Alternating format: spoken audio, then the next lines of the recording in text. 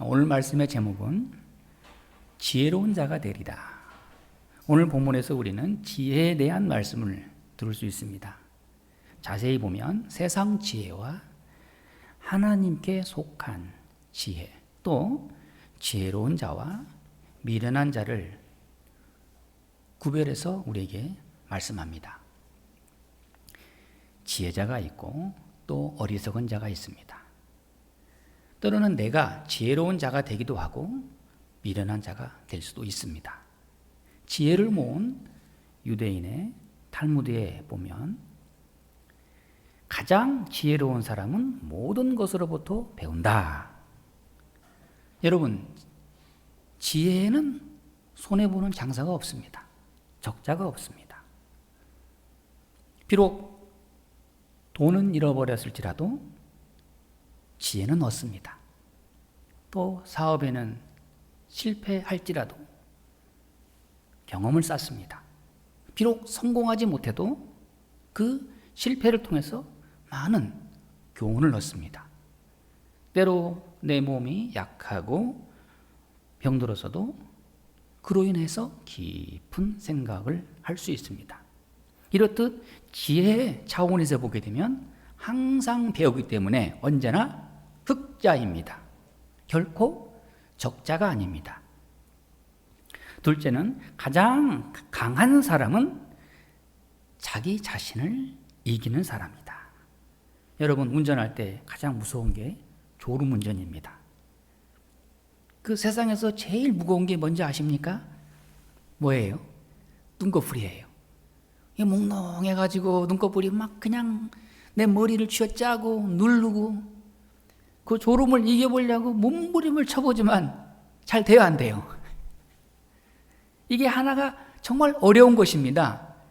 이 자기의 졸음을 이기는 것, 또 자기의 욕망을 이기는 것, 자기의 게으름을 이기는 것, 자기의 교만을 이기는 것, 바로 여기에 지혜가 있습니다.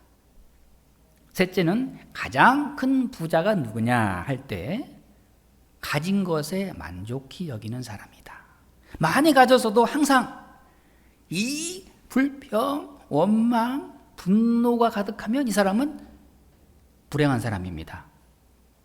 그렇지만 비록 많이 가졌던 적게 가졌던 내게 주어진 것에 대해서 만족할 줄 아는 사람, 바로 여기에 지혜가 있습니다. 빌립보서 4장 11절에서 12절 말씀에 보면 사도 바울은 말씀합니다. 내가 궁핍함으로 말하는 것이 아니라 어떠한 형편에든지 나는 자족하기를 배웠노니 나는 비천에 처할 줄도 알고 풍부에 처할 줄도 알아. 모든 일 곧 배부름과 배고픔과 풍부와 궁핍에도 처할 줄 아는 일체의 비결을 배웠노라. 사도 바울은 많은 환난과 시련을 통해서 삶의 지혜를 배웠습니다. 야고보 사도는 야고보서 3장에서 세상 지혜와 하늘로부터 오는 지혜를 구분해서 우리에게 말씀합니다. 야고보는 말합니다. 이 세상 지혜는 땅 위의 것이요 정력의 것이요 귀신의 것이니라. 이게 겉으로 보기에는 아주 명확하고 영악한 것 같은데 이것은 세상적이요 마귀적인 것이다. 이 세상의 지혜라는 것은 한마디로 말하면 그건 지혜라고 볼 수가 없다. 지혜로운 것처럼 포장되고 유장되어 있을 뿐 결코 지혜가 아니다. 야고보는 우리에게 단호하게 말씀합니다.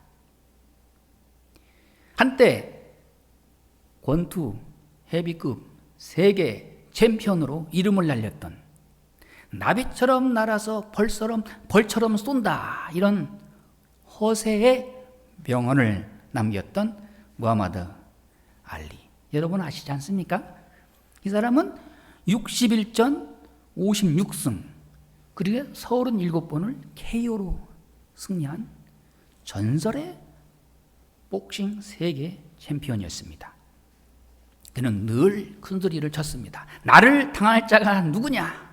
세상에서 내가 제일이다.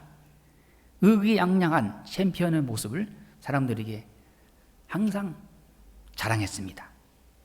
그는 항상 시합을 앞두고 연습을 할 때 레리 홈즈라는 스파링 파트너가 있었습니다. 이 스파링 파트너, 이 권투 시합을 앞두고 실제 경기를 하는 훈련입니다. 이 권투 선수가 연습을 할 때 샌드백만 칠 수 없잖아요. 사람을 복싱을 해서 또 이렇게 팔을 뻗어야 또 맞아줘야 이게 감이 오지 않습니까? 이때 이 알리의 스파링 선수로 레리 홈즈라는 흑인 선수가 항상 대신 맞아주었습니다. 그때마다 이 무하마드 알리는 같은 흑인인 이 홈즈에게 늘 경멸의 비난을 쏟아부었습니다. 너는 기껏해야 내 스파링 파트너밖에 안 돼. 너는 죽도록 맞아야 돼. 무시하고 조롱했습니다. 그러나 레리 홈즈는 이 알리의 스파링 파트너로서 그 모든 멸시와 무시를 다 참고 그 세계 챔피언인 알리로부터 직접 배워나갑니다. 이리 피하고 저리 피하고 어떻게 공격하고 그 스파링 상대로 맞아주면서 그는 정말로 상대를 이길 수 있는 비결을 배웠던 것입니다. 결국에는 레리 홈즈가 이제 세계 챔피언인 알리에게 도전장을 내밉니다. 그리고 세계의 대결이 열립니다. 드디어 레리 홈즈는 알리에게 기권패를 받아냅니다. KO 승으로 승리합니다. 그리고 이 홈즈는 그 기권패한 알리에게 찾아가서 그의 귀에다 대고 이렇게 외쳤습니다. 알리, 당신이야말로 나에게 최상의 스파링 파트너였어. 당신이 연습할 때 내가 당신으로부터 배웠지. 이게 바로 뭡니까? 일체의 비결을 배운 지혜로운 사람의 모습입니다. 여러분, 우리는 지혜가 어디 있다고 생각합니까? 마지막에 웃는 자가 지혜로운 자입니다. 세상 지혜, 그것은 한순간의 쾌락 같은 지혜입니다. 그 마지막은 종력으로 끝납니다. 그 세상 지혜는 인간의 욕망에 뿌리를 두고 있습니다. 세상 지혜는 자기 자랑을 드러놓을 뿐 거기에 진실이 없습니다. 또 많은 거짓말을 동반합니다. 그리고 마침내는 파멸에 이르게 되는 것이 바로 세상 지혜입니다. 세상에 가장 어리석은 사람이 누구일까요? 여러분 누구를 생각합니까? 요즘에 핸드폰 유튜브에 보니까 이 보이스피싱으로 사람을 속여가지고 그 돈을 뜯어내는 그런 사기 일당들이 얼마나 많습니까? 근데 제가 유튜브를 보다 보니까 참 재밌는 영상이 하나 있더라고요. 이 전화해가지고 남을 속이는데 이 사람이 또 그 사람을 속이더라고요. 그러면서 외국인 흉내를 내면서 누구세요? 이러면서 그래가지고 이 사기꾼이 이 사람을 이거 외국인이구나. 어떻게든지 속여서 이 계좌로 돈을 이체하라고 그냥 몸부림을 치면서 계좌번호를 막 가르쳐주고 하는데 이 전화 받은 사람이 외국인 흉내를 내면서 속아주는 척 하면서 마지막에는 이 사람을 데리고 놀더라고요. 누가 속은 겁니까? 이 사기꾼이 자기 꾀에 속은 거죠. 이런 사람 아주 어리석은 사람이죠. 자기 딴에는 뭔가 잘났고 이 사람을 내가 농락할 수 있고 속을 줄 수 있다고 자만했는데 결국 자기가 자기에게 속는 것, 자기 꾀에 속는 이런 것이 바로 세상 지혜입니다. 성경을 보게 되면 역사적으로 가장 자기 꾀에 빠져서 속는 어리석은 사람, 대표적인 사람 바로 창세기에 나오는 아담입니다. 아담이 하나님 앞에 범죄한 후에 그는 세상 지혜를 발동합니다. 선악과를 따먹고 그리고 부끄러워서 하나님을 떠나 동산나무 한가운데 숨습니다. 아담아, 내가 어디 있느냐? 하나님은 찾으시는데 하나님은 자기를 못 볼 줄 알고, 아니 못 보도록 숨고 숨어서 또 그린 이 어리석은 아담은 무화과나무 잎을 아주 자기 몸에 하체를 가려서 엮어서 자기 부끄러움을 감춰봤지만 아침에 동이 뜨고 해가 뜨고 뜨거운 태양빛에 그 잎사귀는 다 말라버립니다. 하나님 말씀하십니다. 내가 어찌하여 선악과를 따먹었느냐? 아담은 말하기를 하나님이 주신 저 하와를 통해서 내가 따먹었나이다. 이게 바로 어리석은 자의 변명이죠. 이 순간 하나님, 그 모든 잘못은 다 제 책임입니다. 제 잘못입니다. 이 말 한마디를 하지 못하고 저 여자 때문입니다. 하와는 또 저 뱀 때문입니다.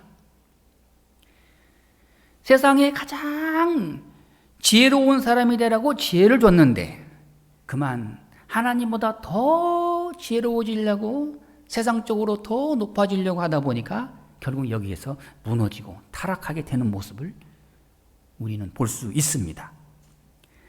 세상 지혜라는 것, 우리 눈에는 다 화려하게 보이고 다 멋져 보이고 성공한 것처럼 보여지지만 눈에 보이는 것이 전부가 아닙니다. 그 속에는 악마가 있어요. 죄악에 가득합니다. 하나님을 떠난 어리석음이 있습니다. 우리는 지혜라는 말을 많이 씁니다. 여러분, 지혜와 지식을 우리는 구별해야 합니다. 자, 지식이라는 것은 언제나 과거에 속한 것입니다. 사람들은 만나면 이런 질문을 많이 합니다. 올해 나이가 몇이요? 지금 이거 나이 물어보는 것도 이게 실례입니다. 아무나 보고 물어보면 안 되는 거예요. 이 나이 많으신 연로하신 분이 이렇게 마치 그 성경에 나오는 바로가 야곱을 만났을 때 당신 나이가 몇이요?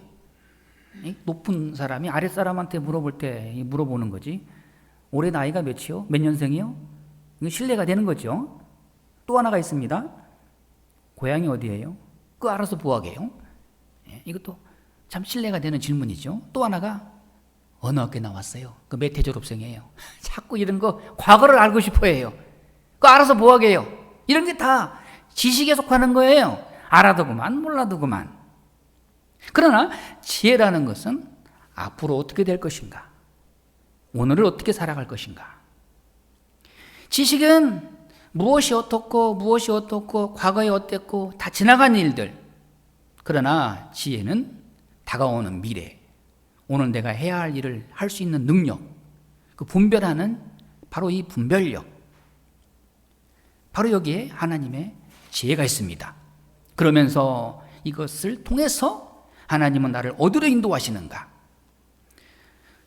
그 한 가지 그 사실과 그 좁은 사건에 매여서 내 생각이 좁아지고 편협한 것이 아니라 숲을 보면서 멀리 보면서 전체를 보면서 통합적으로 받아들이고 또 이해하고 또 멀리 내다볼 수 있는 바로 이러한 시선과 생각과 바로 이러한 관점이 지혜로운 사람입니다. 현대인들은 바로 여기에 문제가 있습니다. 지식은 많아요. 뭐 어제 뉴스, 뭐 지나간 뉴스 그냥 모르는 게 없어요. 그런데 보면 지혜가 없습니다. 참 지혜란 성경에서 뭐라고 말씀하시는가? 첫째, 잠언 9장 10절에 보게 되면 여호와를 경외하는 것이 지혜의 근본이요. 하나님을 경외한다. 하나님을 예배한다. 바로 여기에 지혜가 있습니다. 성령은 지혜의 영입니다. 지혜의 뿌리가 하나님께 있고 또 지혜로운 사람은 하나님께 예배하는 사람입니다. 지혜로운 사람은 하나님을 두려워할 줄 압니다. 그러나 어리석은 사람, 무지한 사람은 하나님을 두려워할 줄은 몰라요. 자기 멋대로 살아요. 하나님 없이 살 수 있다고 허세를 부립니다. 그처럼 어리석은 사람이 없습니다. 그러나 하나님 우리에게 말씀하십니다. 여호와를 경외하는 것이, 예배하는 것이 지혜의 근본이다. 시편 18편 1절에도 이런 말씀이 있습니다. 어리석은 자는 그의 마음에 이르기를 하나님이 없다 하는도다. 세상에 미련하고 어리석은 사람이 바로 찰스 다윈 같은 사람이에요. 진화론을 주장한 사람, 신은 없다, 도킨스, 이런 철학자들, 정치가들 얼마나 많습니까? 그거 다 하나님을 떠나 있는 사람들의 허세입니다. 참 지혜란 무엇입니까? 하나님의 뜻을 기다릴 줄 아는 사람입니다. 내 뜻대로 살아가지 않고 하나님이 나를 어떻게 쓰시나, 하나님이여 말씀하옵소서, 종이 듣겠나이다. 하나님이여 뜻을 보여주옵소서. 사랑하는 여러분, 하나님의 뜻만 있으면 돼요. 할렐루야. 하나님의 뜻을 몰라서 방황하는 거예요. 해답은 어디에 있습니까? 하나님의 뜻 안에 있죠. 저는 매 순간마다 하나님의 뜻을 구합니다. 하나님이여 어디로 인도하십니까? 어떻게 살아가야 합니까? 어떤 선택을 내려야 됩니까? 어떤 결단을 내려야 합니까? 하나님의 음성이 들려올 때까지 하나님의 뜻을 기다려야 되죠. 바로 여기에 지혜가 있습니다. 또한 순종이 곧 지혜입니다. 세상 사람들은 순종하고 잘 들어주고 겸손한 사람을 다 무시해요. 어리석은 사람을 하고 이렇게 사람들을 무시합니다. 그러나 이러한 순종하는 사람, 온유한 사람, 바로 이런 사람이 하나님 편에서 지혜로운 사람이라는 것을 우리는 항상 깨달을 수 있기를 바랍니다. 구약에 보면은 이 요셉은 17살에 그 형님들의 손에 의해서 애굽의 노예로 팔려갑니다. 그리고 보디발의 집에 노예로 죽도록 일을 합니다. 여러분, 배너 이런 영화 보게 되면 노예가 나오지 않습니까?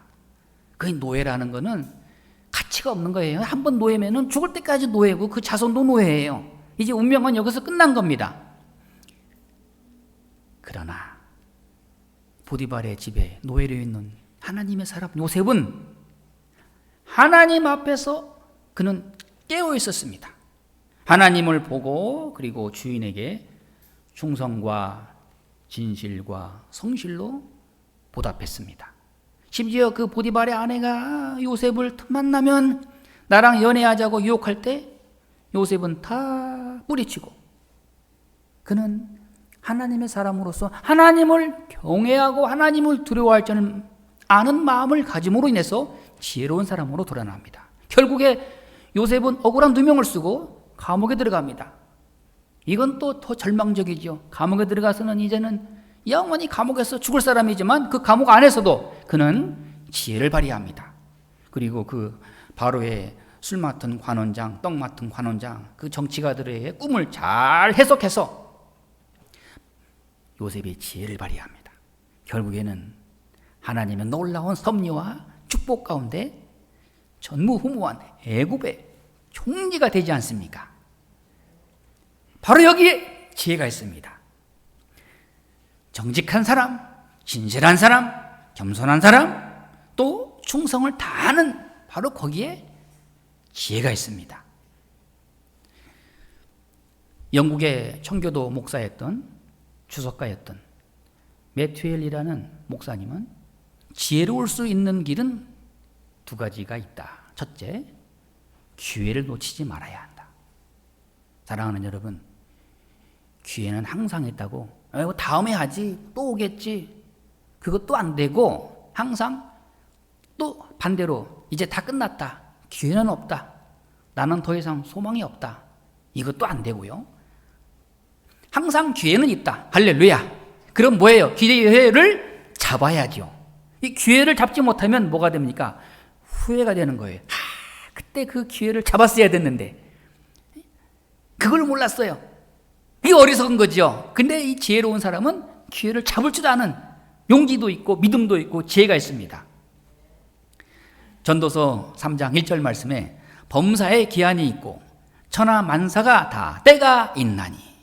사랑하는 여러분, 때를 놓치면 안 돼요. 더더욱 이 어려운 세상에 하나님의 은혜를 갈망하는 우리 모두가 되기를 바랍니다. 고린도후서 6장 2절 말씀에 보라 지금은 은혜 받을 만한 때요 보라 지금은 구원의 날이로다. 여러분 어려울 때 하나님의 은혜와 기적이 우리와 함께합니다. 할렐루야. 더 어두울 때 더 소망이 없다고 세상 사람들이 원망하고 좌절하고 불평할 때 우리 믿는 사람들은 바로 여기에 하나님의 기회가 있다. 하나님의 은혜가 있다. 이 은혜를 붙잡아야 돼요. 이 은혜를 남에게 흘러가도록 뭐 내가 아니면 하나님 다른 사람에게 많이 주세요. 어리석은 사람이에요. 하나님이여 나에게 은혜를 듬뿍 주시고 복도 많이 주시고 이 어려운 때 잘 고난을 헤쳐나갈 수 있는 믿음을 더하여 주옵소서. 지금이야말로 은혜 받을 때예요. 지금 이 세상 한복판에 우리가 버려진 사람으로 살아가고 있지 않습니다. 두 번째는 늘 배우는 자세를 가져야 한다. 심지어는 악마에게도 배울 것이 있다. 어리석은 자가 나를 속이는 것 같지만은 그 어리석은 자의 그 괴략도 내게는 오히려 배움의 기회가 되는 것입니다. 오늘 본문에서 우리에게 말씀합니다. 자기를 속이지 말라. 즉 진실하라 정직하라. 이것이 곧 지혜이니라. 그러나 세상에 대하여는 미련한 자가 되어라. 여러분 제가 늘 말씀드리지 않습니까? 세상 사람들로부터 그 사람은 참 영특해, 참 똑똑해, 어쩌면 저렇게 머리가 반질반질 그런 소리 들으면 그게 욕이라고 생각하세요. 믿는 사람들은 저 사람은 저 이상해, 아주 하나밖에 몰라. 어떤 사람이 그러더라고요. 며칠 전에 이제 곧 있으면 추석이 다가오지 않습니까? 근데 추석이 다가오면 하긴 추석 명절을 세기 전에 벌초하러 가잖아요. 그죠? 근데 어떤 분이 아유 이제 남편이 벌초하러 가야지 그러니까 나 안 가요. 몸이 피곤하고 힘들어서. 거기서 하는 말이 교회는 잘도 가더라. 그래서 사람들이 볼 때는 아이고 예배는 잘도 가면서 벌초로는 왜 안 가느냐? 그거 중요하지 않아요. 안 해도 돼요. 그거 생명하고는 아무 상관이 없는. 세상 사람들이 볼 때는 미련하게 보이고 어리석게 보이고 그렇지만 하나님은 우리를 인정하십니다. 인정하시고 우리를 높여주십니다. 우리는 세상에서는 미련한 소리를 듣는다 해도 거기에 우리가 마음에 그 상처를 입고 나약해질 필요가 전혀 없습니다. 사랑하는 여러분, 우리 예수님이야말로 세상적인 평가로 보게 되면 가장 어리석고 가장 연약하고 가장 초라한 분이셨습니다. 이사야 53장 2절 말씀에서 그는 주 앞에서 자라나기를 연한 손 같고 마른 땅에서 나온 뿌리 같아서 고운 모양도 없고 풍채도 없은즉 우리가 보기에 흠모할 만한 아름다운 것이 없더라.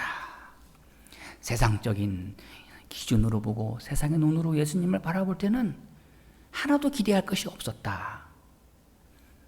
십자가에 돌아가시는 예수님의 모습을 보십시오. 밑에서는 성난 군중들이 십자가에서 뛰어내리라, 홀짝 뛰어내리라. 그러면 하나님이 받아주실 것이다. 그러면 우리가 믿겠노라. 그 마지막까지 삿대질을 하면서 십자가에 못 박히신 예수님 앞에서 조롱하기를 십자가에서 지금 내려오라. 그러면 우리가 믿겠노라.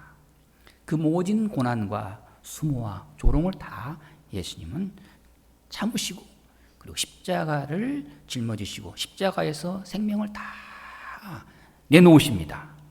빌라도 법정에서 그 많은 조소와 비난을 그대로 참고 견디시고 그리고 하나님 앞에 예수님의 그 모든 것을 다 내려놓으시는 우리 예수님을 생각하십시오.